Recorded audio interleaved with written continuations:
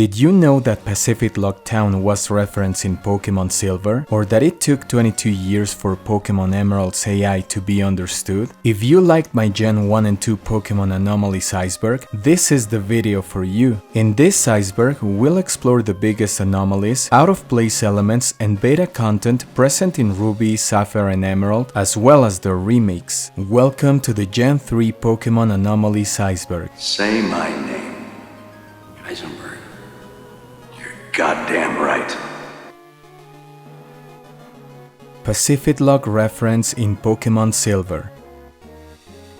In a South Sea nation, the people live in communities that are built on groups of these Pokémon. This is Corsola's Pokédex entry in Pokémon Silver, and when we think about the Hoenn region, I think this place rings a bell. Pacifidlog, just like the place mentioned in Corsola's Pokédex entry, lies in the southern reaches of the Hoenn region and is known for being a town built on the water. This reference from Pokémon Silver is confirmed when we enter the Pokémon Center of the town and speak to an NPC that confirms that Pacifidlog floats on top of a colony of Corsola. I don't know if this was a complete coincidence, or back when Pokémon Gold and Silver were in development, Game Freak always wanted to make a place like this a reality in future games. Lighthouse. Back in 2003, I was playing Pokémon Sapphire and I was exploring Lilycove City in order to figure out how to make progress. In the process, I came across this strange structure. There was nothing like that in the entire Hoenn region, and even though I thought it could have been a lighthouse, it didn't make any sense because just look at the size of other buildings such as houses. In fact, go southeast of Slateport City and tell me what you see. An actual lighthouse, right? This made me reconsider that the object in Lilycove wasn't a lighthouse, but a capsule. Then, taking into account that two Pokémon were nowhere to be found in Hoenn, I started speculating about the object in Lilycove, and I thought that, same as with the SSN truck, you needed to use strength or interact in a special way to open it. Considering it's white and yellow, of course I thought it had to do with Jirachi. Then, with the release of Pokémon Omega Ruby and Alpha Sapphire, I could finally see that the structure was always meant to be a lighthouse. Swampert and Feraligatr. What do Swampert and Feraligatr have in common? Both are starter Pokémon, water type, and the two have a Mega Evolution. But besides that, both have very unique back sprites. Swampert is in this unnatural position where one of its shoulders is significantly higher than the other. We know that Feraligatr's back features a couple of protuberances. However, the way its back sprite is cut out has led some people to see them not as protuberances, but as something different. Jirachi and Deoxys references in Moss Deep City. One of the most interesting places in the Hoenn region is Moss Deep City. Not only does it have a space center that made us dream about being able to go to outer space and perhaps explore the moon or a planet where Deoxys might reside, but it also has an out-of-place white rock outside of it. I've talked about these two things separately, but now that I think about it, we can say that both the white rock and the space center reference the two mythical Pokémon in Generation 3 because the rock is there to wish for the safety of the space center launches, and the space center itself reminds us of space, a place where Deoxys has been confirmed to come from. It's quite possible that thanks to the rumors regarding Deoxys and the Moss Deep Space Center, we ended up getting the chance to catch this mythical Pokémon in Omega Ruby and Alpha Sapphire. Yes and No Town.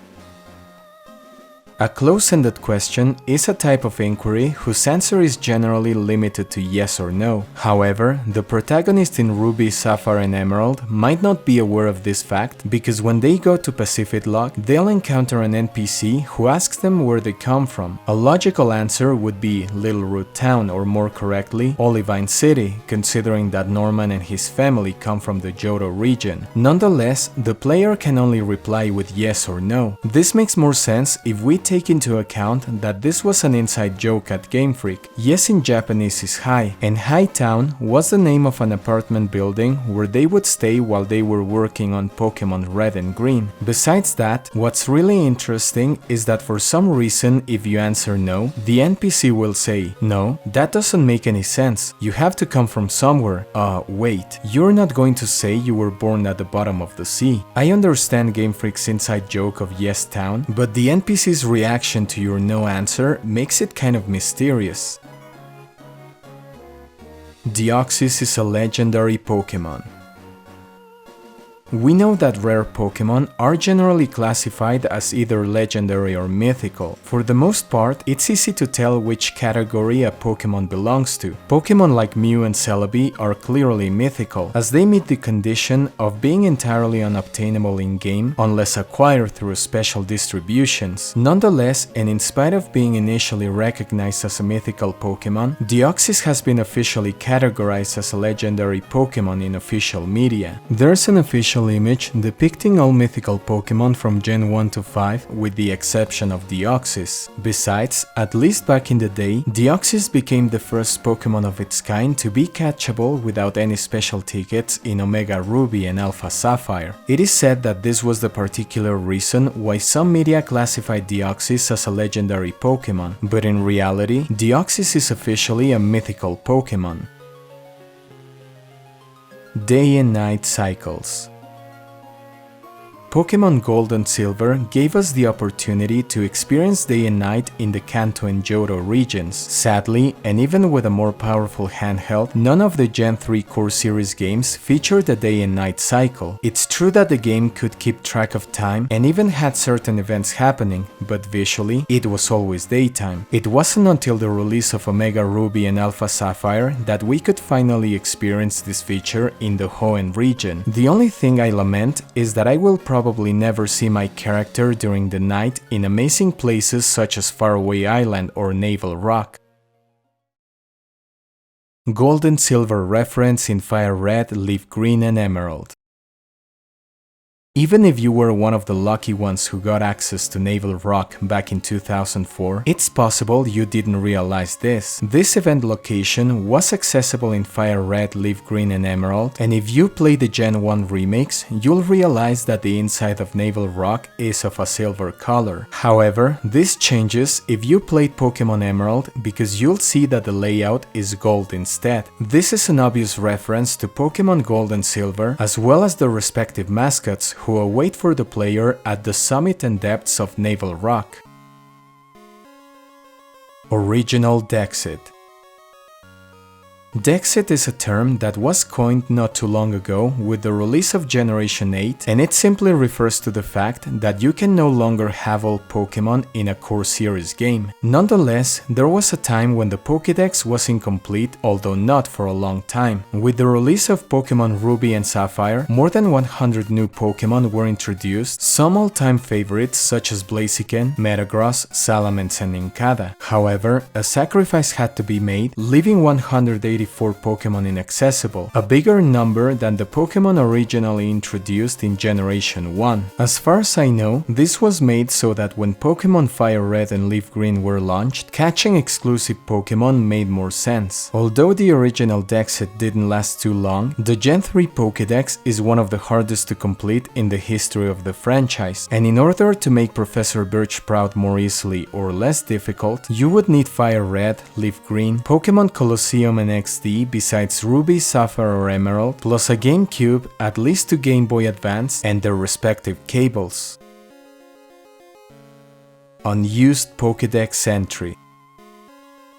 In Ruby, Sapphire and Emerald, there's a Pokédex entry that doesn't belong to any known Pokémon. It reads the following: "This is a newly discovered Pokémon. It is currently under investigation. No detailed information is available at this time." This was implemented as an error handler, meaning that if a glitch Pokémon were to be caught, the game would display said information instead of freezing or crashing. Chikorita doesn't count for the Pokédex. It's well known that mythical Pokémon aren't required to complete the Pokédex due to how rare they are. However, besides these elusive creatures, there's one Pokémon that you can skip and yet receive a diploma for completing the Pokédex if you caught the rest of non-mythical Pokémon. The Pokémon in question is Chikorita, and maybe the fact that it's next to the mythical Pokémon Mew led to this programming error. Unused Shadow Pokémon.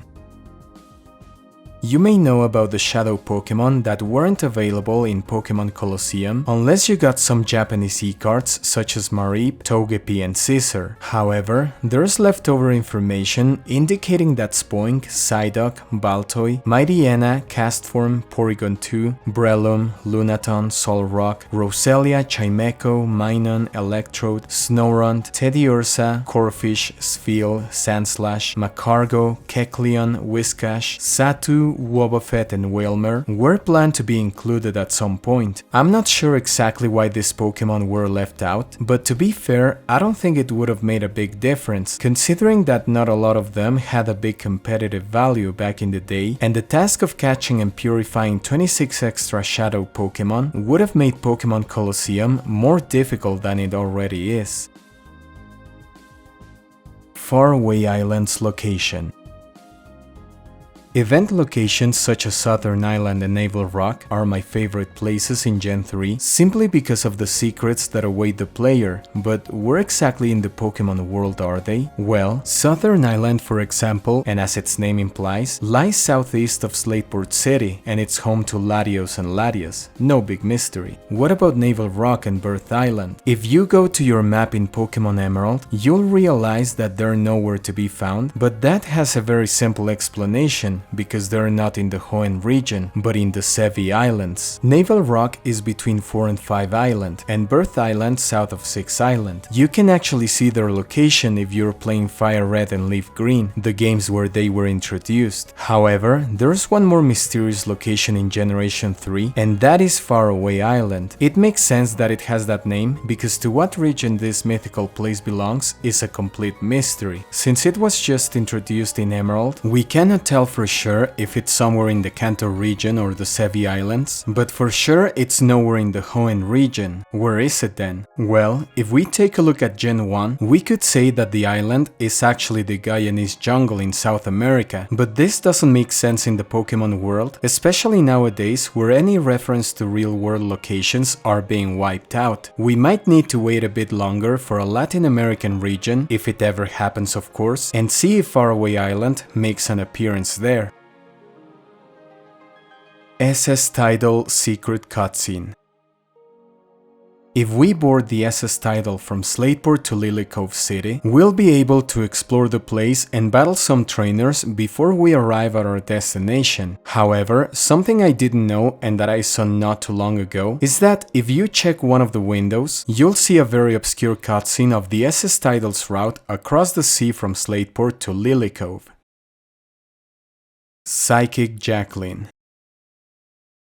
Do you remember the name of the first trainer you battled in Pokémon Ruby and Sapphire? Probably not, because outside of youngster Joey and his top Rattata, I don't think we pay a lot of attention to trainers' names. However, if for some reason you remember Psychic Jacqueline, who lies quite hidden on Route 110 in Hoenn, she made an appearance in a completely unexpected place. In FireRed and LeafGreen, if you go to the green path on 6 Island, you'll find a Psychic who'll say that she was envisioning her house, but that she teleported to that place. The Psychic in question is none other than Psychic Jacqueline, who apparently from the Hoenn region ended up in one of the most remote parts of the Kanto region. An interesting observation is that in Hoenn, Psychic Jacqueline has a level 16 Abra, and in FireRed and LeafGreen, her Abra has evolved into a level 49 Kadabra. This means that even though Gen 3 and Gen 1 happens 3 years before the events of Gold, Silver and Crystal, apparently Red's adventure in the Sevi Islands happens slightly after Brandon or May become the champion of Hoenn, considering that Psychic Jacqueline has become a stronger trainer.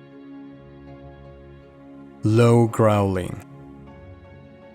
This refers to a dialogue that doesn't show up very often. This happens if you get to Naval Rock and instead of proceeding to the island, you go back and talk to the sailor. He'll say, Did you hear that? That low growling from deep in there. Are you sure it's safe? Do you think we should leave? This is of course an obvious reference to Lugia, but the fact that the sailor can hear Lugia in spite of how deep this Pokémon is under Naval Rock is actually terrifying. Alternative HM8 acquisition. This is a very interesting event that Game Freak was good at foreseeing. We know that in Ruby, Sapphire and Emerald, we receive HM8 Dive from Steven Stone at his house once we beat Tate and Lisa. This HM is required in order to progress with the story, but there's an alternative way to acquire this move. If, instead of grabbing the HM from Steven, we get a Pokemon from another game with Dive and skip this part, we can finish the game without complications. However, instead of the HM becoming unobtainable due to story progression, once you beat the Elite Four and go back to Steven's house, in addition to the Beldum we find on Steven's table, we'll find HM8, an occurrence that I'm sure didn't happen to many players around the world. Area Leader Axley. In Pokémon Colosseum, we also get an equivalent of the Battle Tower in the form of Mount Battle. If you're patient enough to make it to the 19th battle in singles, you'll face Area Leader Axley, a trainer whose team consists of the 3 Regis, Relicanth, Wailord and Flygon. If you paid attention to his team, you might have realized that 2 of those Pokémon are actually used to solve the sealed chamber puzzle in Ruby, Sapphire and Emerald. On top of that, it makes sense that Flygon is part of the team, as it was the only Pokémon at the time that was able to learn the moves necessary to get access to the Regi trio, meaning Dig, Fly and Strength. The feeling of being watched faded. I've spoken like 1,000 times about Faraway Island, and I've never realized you could do this. If you get deeper into the jungle where Mew waits, you can actually use Cut and get rid of the tall grass and sometimes even uncover Mew. However, if you do this, Mew will disappear, displaying the message, "The feeling of being watched faded." If you try to explore the place, you'll see that Mew has left, but if you go back, you'll be able to battle Mew. As long as you don't defeat Mew, it will reappear indefinitely. And this is, by the way, a great way to shiny hunt this mythical Kanto Pokémon in a game with one of the most broken RNG ever seen in the core series games. Apocalypse in the Hoenn region of Ruby, Sapphire and Emerald. My people know it. From generation to generation, we pass along the lore about the distortions in the world born by the Mega Evolution mechanism and about the existence of another world which we have long observed to be just like this one and yet not the same. That's right, a Hoenn region that's almost exactly like this one we live in, filled with Pokémon and people like us. A world where maybe the evolution of Pokémon took a slightly different path, where Mega Evolution is unknown. A world where that war 3,000 years ago never happened. A world where the ultimate weapon was never even built. And in that Hoenn of that world, what would happen if one day, out of the blue, a meteoroid appeared? What would happen to the people of that world without the technology to destroy the meteoroid or the power to warp it away? Looks like it's beyond the power of your imagination. This is what Zinnia says during her second visit to the Moss Deep Space Center, explaining the consequences of sending a meteoroid to another dimension, more specifically to a Hoenn region where Mega Evolution doesn't exist. This means that, had it not been for Zinnia, the Hoenn region, or perhaps the entire Pokémon world in Pokémon Ruby, Sapphire and Emerald, would have been completely annihilated. Obscure Rival Battle. This can only be done in Pokémon Emerald. After beating Roxanne in Rustboro City and recovering the goods Team Aqua stole, your next destination is Mr. Breeny's cottage in Route 104, but for that you need to exit Rustboro City. However, before that happens, your rival will challenge you to a battle. Finally, you can go to Mr. Breeny and head to Dewford Town to continue your adventure. Nonetheless, there's a very specific scenario that I wouldn't be surprised if less than 1% of players experienced. There's a way you can skip this battle, and that's by blacking out after you recover the goods, but without having entered the Rustboro Pokemon Center. In that scenario, instead of reappearing in Rustboro, you will go back to the last Pokemon Center you were at. From there, you can skip the battle with your rival in Rustboro and go straight to Mr. Brainy's cottage. Nonetheless, before you even enter, your rival will surprise you and challenge you to a battle. I guess Game Freak paid attention to this detail, as in Rustboro, the player adds the rival to their Pokénav for future interactions. Thinking that a scenario like this could happen, they programmed this alternative battle so that you didn't skip adding your rival to your Pokénav. Unsettling Pokemon art style. It's normal to find Pokemon fan art all over the internet, including creepy one like that of David Shilagi and his monstrous Pokemon. However, although not as creepy, we can see some concept art drawn by Game Freak thanks to the Terra leak of August 2024. Here are some of them. The Armored Scorpion bears a striking resemblance to a scrapped Pokemon that was supposed to be implemented in Red and Green. Cactus 2 is clearly an early version of Cacturne, more in line with what some Pokédex entries say about this dark Pokemon. By extension, Cactus 1 was likely an early prototype of Cacnea. Psychodog is without a doubt the coolest of the bunch, and to me, it resembles a dark psychic type, but sadly, it didn't make it into the final game. Finally, there's this Pokemon that, even at the time of writing this, I hadn't paid a lot of attention to it, but once I took a closer look, I realized that the symbols carved on its body, if I'm not mistaken, are the Pokemon Unknown. This Pokemon reminds me a bit of Cofagrigus, but the fact that it has unknown letters on its body makes me wonder if the mystery of the ruins of Alph would have gone deeper with the inclusion of this Pokemon. Azalea Town Unused Music. The unused themes for several Gen 2 locations in Gen 3 have been discussed endlessly, but there's one I've never seen anyone mention. An unused rendition of Azalea Town found in a debugged version of Pokémon Emerald. You'd expect this track to be the same one used in FireRed and LeafGreen for some locations on the Sevi Islands, but in reality, it's an entirely different version. Here's the music.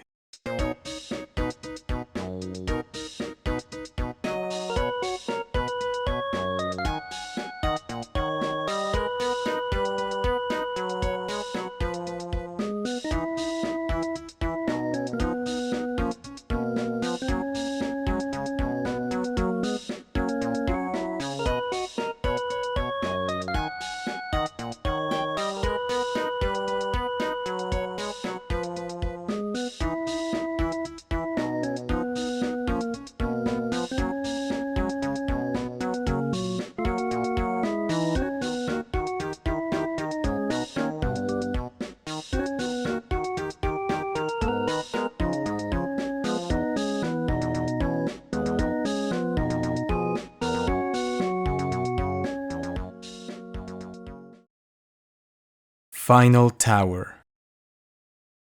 The Battle Tower is an iconic location that debuted in Crystal, but that became more popular in Gen 3 due to the more prominent competitive scene. As many of you know, once you beat certain number of trainers, your Pokemon will be awarded with the winning ribbon or victory ribbon. Well, in a text dump from Pokemon Ruby, we can find a total of 64 ribbons, some of them celebrating regional, national, or global tournaments. This makes complete sense, as said ribbons would need to be programmed into the game so that participants could show off their achievements. However, there are 4 ribbons that stand out, and that's because they don't make any reference to tournaments or real-life events, but to what I think sounds like in-game challenges. The commemorative ribbons in question are given to players for clearing the darkness, red, black iron, and final tower. I don't know what to make of all this, but to me it sounds like secret places where the player would face extremely difficult challenges with opponents such as legendary and mythical Pokemon. Nonetheless, I don't think anyone at Game Freak has ever said anything about these obscure locations.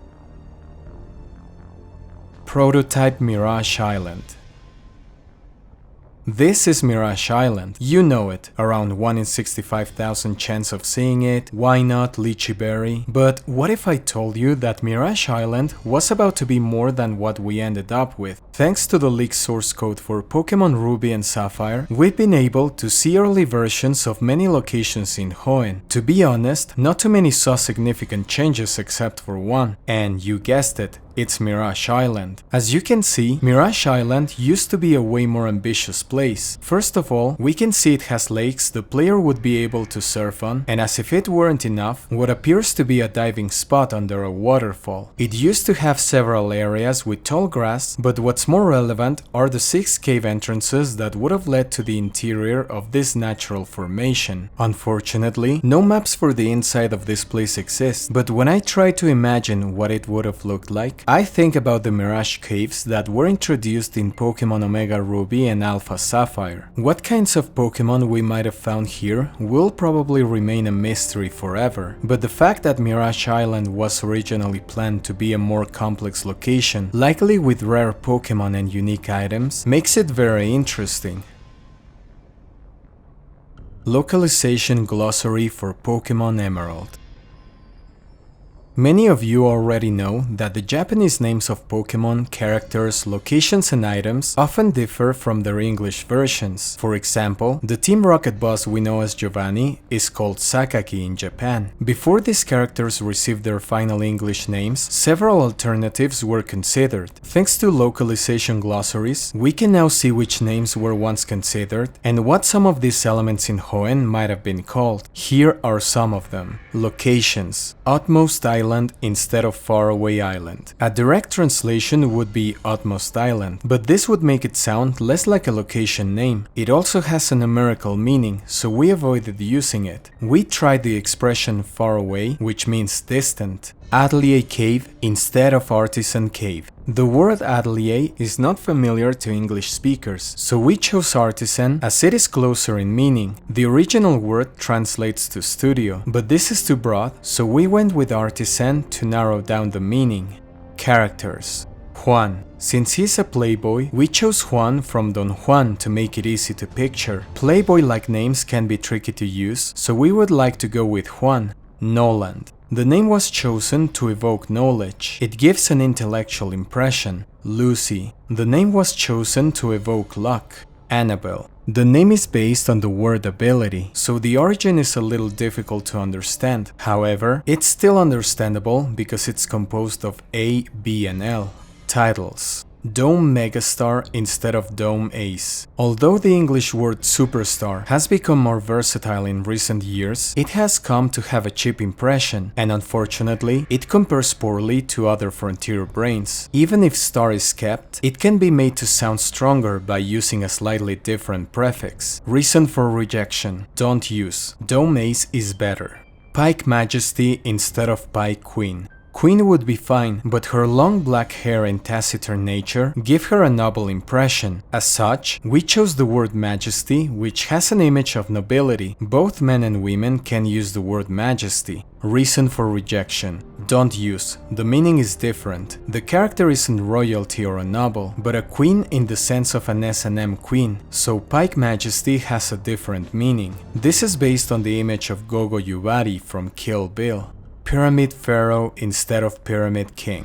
Since it's a pyramid, the name Pharaoh sounds like a more appropriate English name, but what do you think? Don't use. Too many characters. As you can see, there's a lot of reasoning behind the names we receive in other parts of the world compared to those from Japan. However, not all translations or localizations are perfect. This reminds me of the move counter that from Gen 1 to Gen 5 was called contador in Spanish, as in somebody who counts instead of encountering in opposition or combat. Electrode Soft Lock. A soft lock in video games refers to a situation where the player becomes unable to progress further in the game, but the game itself remains playable. We've seen some of this in previous games, such as the virtually inescapable Lorelei fight, popularized by Pikasprey and discovered by Crystal. Although there are several in Ruby, Sapphire and Emerald, I think the Electrode soft lock is the cruelest of them all. For this setup, do the following. Train an Electrode until it reaches level 100 and make sure it only only knows the move Explosion or Self-Destruct. Get a Pokemon with Teleport. Limit your HM users to only 2 Pokemon during the course of your adventure. If you have other Pokemon that know HMs, simply go to the move deleter and get rid of the moves.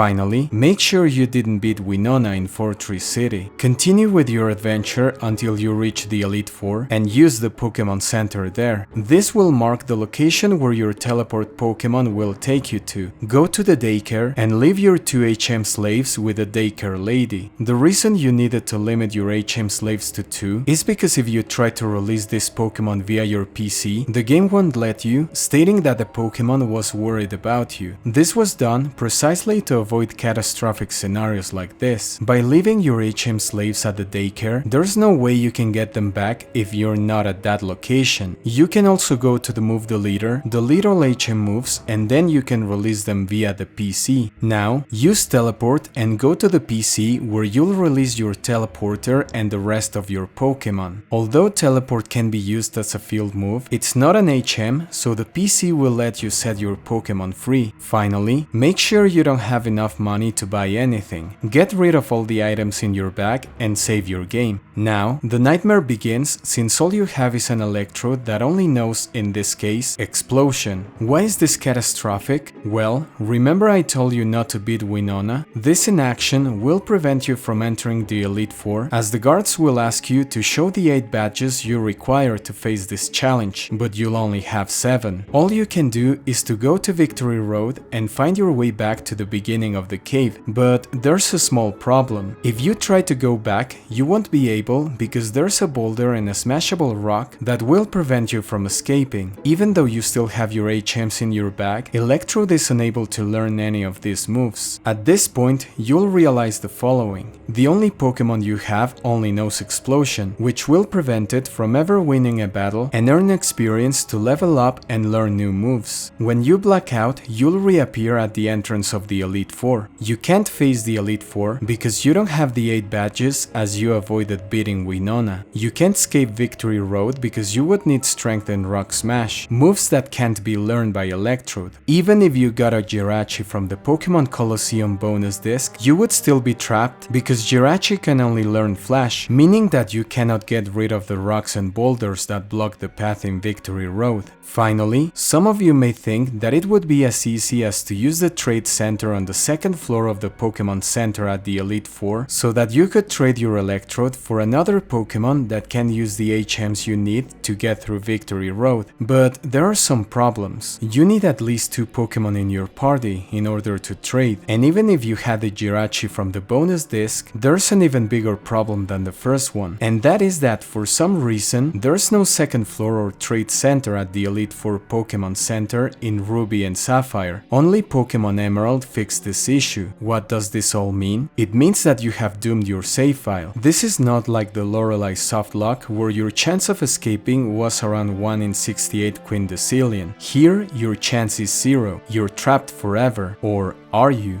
Well, even though Jirachi would be useless, there might be another useful Pokemon. There was a demo disc that contained the Berry program update to fix the infamous Berry glitch, but also a shiny Zigzagoon that happens to be one of the best HM slaves in Ruby and Sapphire. We can teach it Rock Smash and Strength, right? While this Pokemon can definitely learn Rock Smash, it's only its evolution that can learn Strength. However, as useful as it is as an HM slave, Linoon can't learn Waterfall. This move is required to make it back to the entrance of Victory Road and escape this nightmare, meaning that no matter what you do, no trade, no bonus disc, nothing will be able to rescue this save file. If you want to watch more insane softlocks, I highly recommend Pikasprey's channel. Double Kick Glitch. This only happens in Ruby, Sapphire, FireRed and LeafGreen. I know that this should have been in my Ruby, Sapphire and Emerald glitches Iceberg, but I wasn't aware of it back then, and no wonder because it's a glitch that not too many have experienced or recorded. For some reason, when a Pokemon with abilities that inflict a status condition such as static or poison point is attacked by another with the move Double Kick, a programming error makes Double Kick have a 1% chance to inflict paralysis or poison poison respectively. For an in-depth explanation, check out Yuki Hoshikawa's video called Over 1 Hour of Obscure Pokémon Knowledge to help you fall asleep. Beta Pokémon. You might remember my original Ruby, Sapphire and Emerald Iceberg, where I talked about all the descriptions found for unused Hoenn Pokémon before the Terra League took place and got to see what some early Pokémon look like. When I saw these never before seen Pokémon, one of them drew my attention because it fit one of those descriptions almost perfectly. Back then I spoke about Foster, whose description reads the following: if it has no offspring, it will seek out a small living thing and place it onto its back. It brushes its teeth by gnawing on hard objects. A Pokémon that wraps its tail around to make a cradle while raising its child on its back. Sometimes it bonds with a different creature. It can run 50 meters in 7 seconds flat. Sometimes it may accidentally drop its child. This description definitely belongs to Maki, a rabbit-like Pokémon in whose sprite we can see 3 small creatures. With that out of the way, here are some of the Hoenn Pokémon that never were. Donkey, an early Camerupt with a slightly different design. Perikian, an early Pelipper with a beak that resembled a bandana from the back. Yamanonushi, an early design of Nuzleaf that resembles more the creature it's based on. The Tengu, a type of legendary creature in Shinto. It's worth noting that the shiny form of the Nuzleaf we are familiar with bears some resemblance to this prototype Pokémon's colors. Boyato, a Yeti-like Pokémon that could have been the inspiration for Abomasnow, but that, unlike its Gen 4 cousin, has a creepy mouth under its foot. Bee, a bee or fly-like Pokémon that, according to the cutting room floor, only needed to be recolored to make it into the final game, but that mysteriously never showed up. Tota. This Pokémon actually reminds me of Blackstone, which I also covered in my Ruby, Sapphire and Emerald Iceberg. Its description says, because its expression never changes, no one really knows what it's thinking. We can see that Tota is a small black Pokémon with no clear emotion on its face. Kuwapa, an early design for Lombre with differently colored mouth and without its iconic lily pad. Komaru, an early design for Seedot. Amebota, a prototype version of Surskit. Mimime, an earlier version of Masquerain that gives me a vibe of biblically accurate angels due to that eye instead of the mouth this Pokémon got in the final version. Gyorori, a prototype version of Sableye that happens to be hiding under a big gemstone, same as Sableye's Mega Evolution. Sukaku, an earlier design for Sharpedo. It resembles the beta Pokémon Ikari, a shark-like Pokémon that was intended to debut in Red and Green. Dobukai, an earlier version of Claydol that almost looks like the final design except for some colors. Toroika, a squid Pokémon that resembles another scrapped Pokémon intended to appear in Red and Green as well as in Gold and Silver. It seems that there was something wrong with squid Pokémon until they introduced Inkay in X and Y. Maki, the rabbit-like Pokémon I talked about at the beginning of this entry. Nobinyobi, a spiky Pokémon that was reworked into Baltoy considering it appears in the same scratch pad as this Pokémon.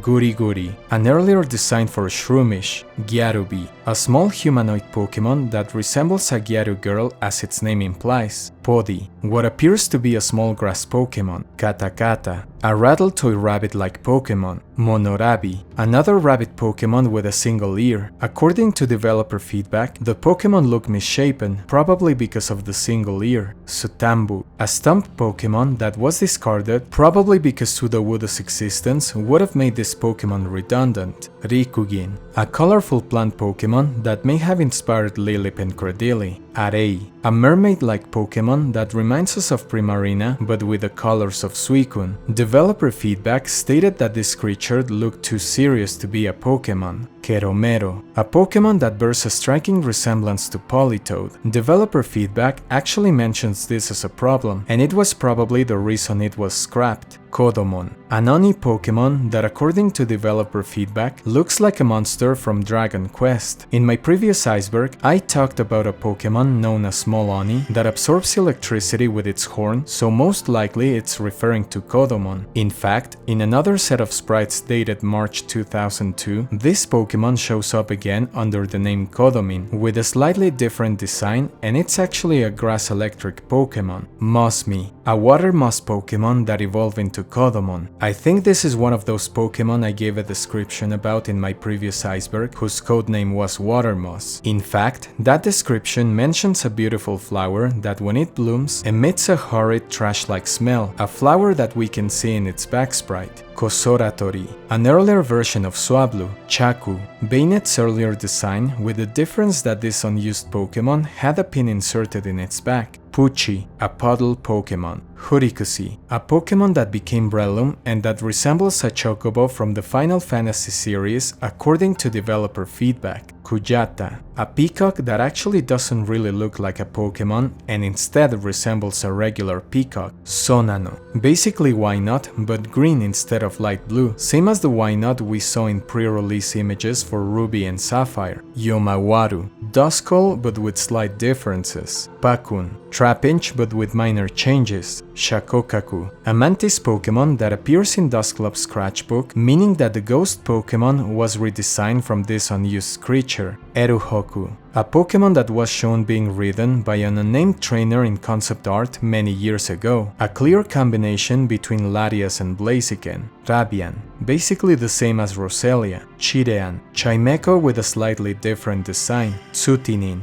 an early and cuter design for Nincada. Penpin, a penguin Pokémon that resembles a bowling pin. Considering that the prototype version of Spheal is next in the index number, it's possible that these two Pokémon would have acted as bowling pins and bowling balls. Seboru, a grey version of Spheal. Unomi, a yellow swallow with legs. Memihyusu, a previous version of Tropius. Ribura, a bookbird Pokémon. Hurapoto, a Pokémon that is basically just a flower. Peruru, a purple and more confused looking version of Clamperl. Hanteru, a previous version of Huntail with a very friendly looking lure at the end of its tail. Hakeyo, a pre-evolution of Makuhita. Tapun, a blue Makuhita. Hariteyama, an early version of Hariyama. Otoma, a small tadpole Pokémon that I think is shaped as a musical note. Piyoko, an early and quite different version of Torchic. Ninfu, a queen bee Pokémon. Purun,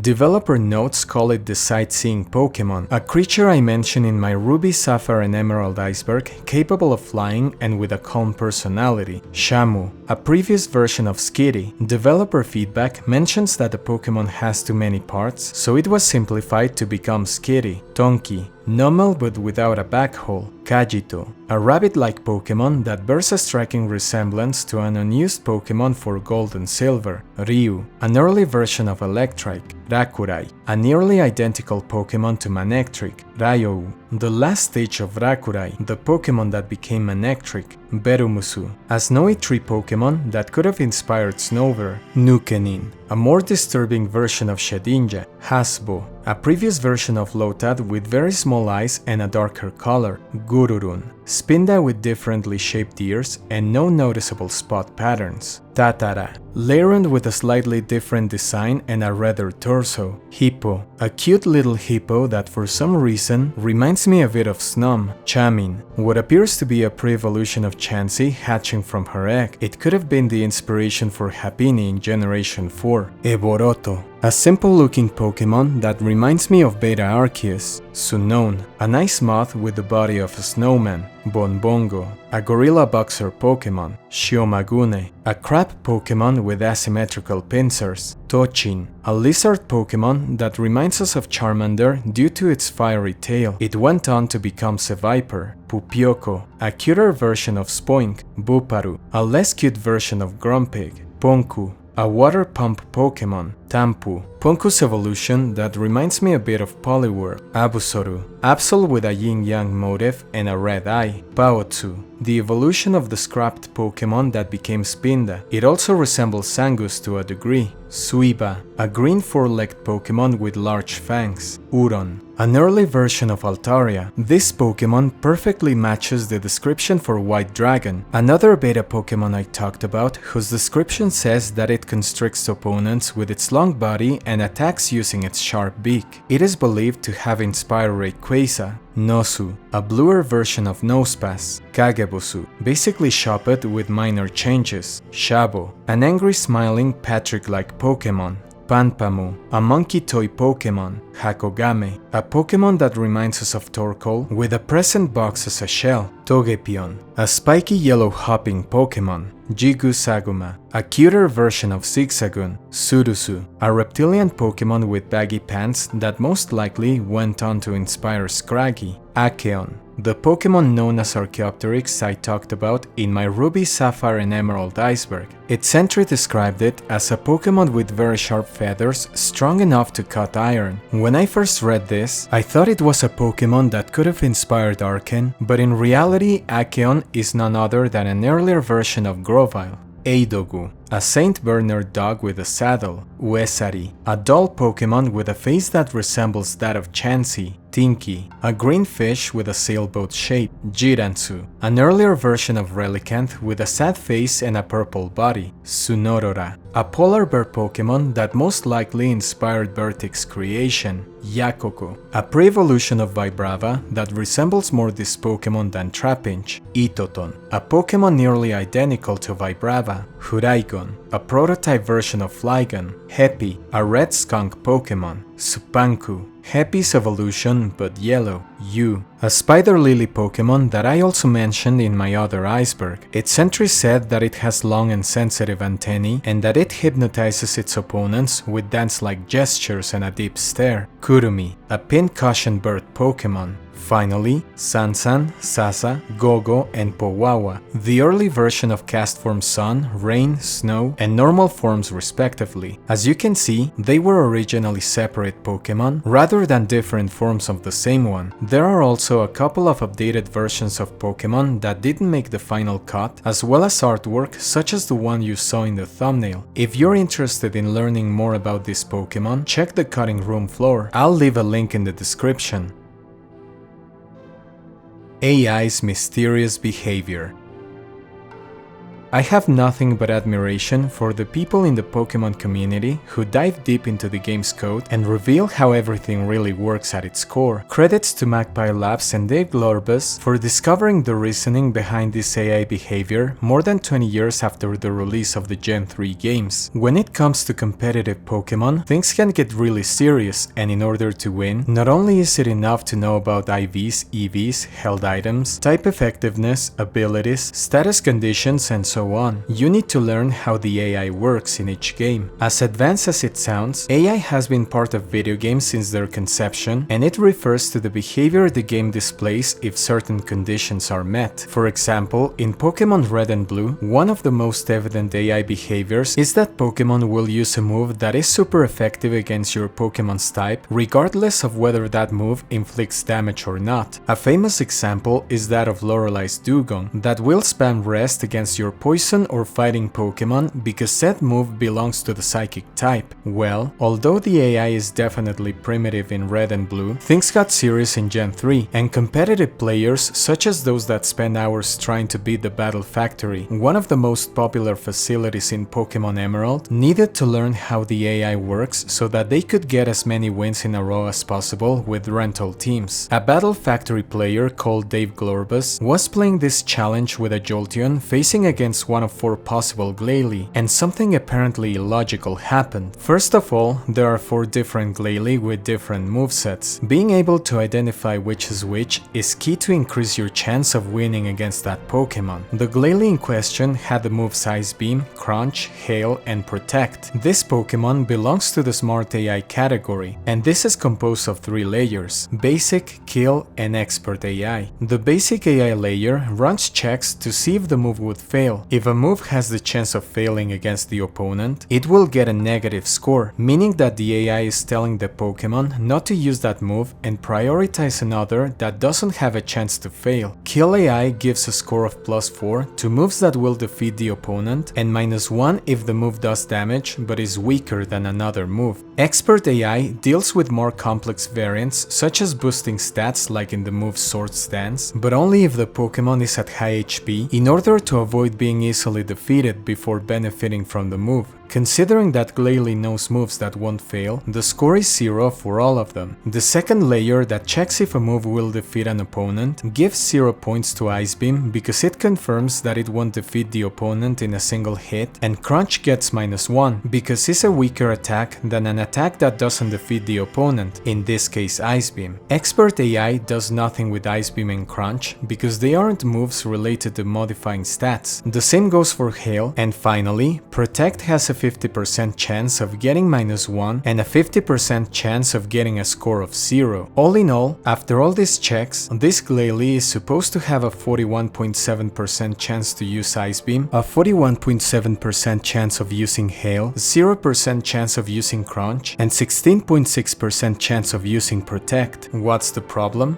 That Glalie will never use Ice Beam on turn 1. This of course contradicts the fact that along with Hail, Ice Beam has the highest chance of occurring. However, we need to address Protect's nature in the expert AI. Magpie Labs mentions that Protect has a 16.6% chance of occurring, but as stated in the original video, this move is very buggy. The AI will use Protect in scenarios where the opponent is poisoned, so that the user wastes a turn and the opponent gets more damage from its status condition. It was also supposed to give Protect a +1 or +2 score if the opponent's last used move was Lock On or Mind Reader. However, due to an oversight, the AI checks if the opponent's last used move was not Lock On, which basically is almost always the case. Therefore, it gives Protect a +1 or +2 score in the expert AI layer to encourage its use. With a score of +1 or +2, this would mean that Protect had to be used by this Glalie in turn 1 100% of the times because it's higher than Ice Beam and Hail's score of 0, and even higher than Crunch. However, in spite of Glalie actually using Protect on turn 1, the real problem is that Hail could also be used in this turn. This means that somehow Hail was getting a +1 score from somewhere. Normally, Hail would get a +1 score if it's sunny, raining, or a sandstorm is taking place, something that wasn't the case on turn 1 against Glalie. Well, Magpie Labs checked the AI for weather conditions and he made a surprising discovery. Due to an oversight, Game Freak forgot to code in a definition for no weather, meaning that the AI thinks that there's always a weather condition in effect, and that is sunny day by default since it's coded with the number 0. Now, 0 is very important here because the kill AI which runs before the expert AI determines which weather effect thinks is active depending on the power value of the 4th move of the AI Pokémon. This move in Glalie's case is Protect, and it produces a value of 0 because Protect is not a damaging move. Since Protect gives off a value of 0 which corresponds to sunny day, Hail is prompted to get a score of +1 because the expert AI commands the Pokémon to use Hail if sunny day, rain dance, or sandstorm are taking place. Definitely an incredible discovery, and also a way to optimize how we play Gen 3 Pokémon games even to this day.